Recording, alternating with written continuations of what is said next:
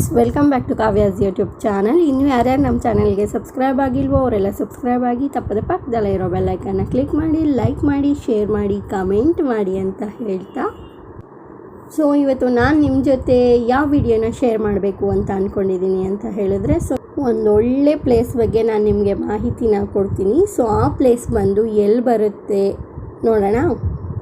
ಶಿವ, ನೀವೇನು ನೋಡ್ತಾ ಇದ್ದೀರೋ ಈ ಶಿವನ ಪ್ರತಿಮೆ, ಇದು ಬಂದು ಭಾರತದ ಕರ್ನಾಟಕ ರಾಜ್ಯ ಬಿಜಾಪುರ ನಗರದಲ್ಲಿ ಸಿಂದಗಿ ರಸ್ತೆಯ ಬಳಿ TK ಪಾಟೀಲ್ ಬನಗಟ್ಟಿ ಚಾರಿಟೇಬಲ್ ಟ್ರಸ್ಟ್ ಸ್ಥಾಪಿಸಿರುವ ಶಿವಗಿರಿ ಅಂತ ಹೇಳಿ ಇದೊಂದು ಅತ್ಯದ್ಭುತವಾದ ಆಕರ್ಷಣೀಯ ಪ್ಲೇಸ್ ಅಂತ ಹೇಳ್ಬೋದು.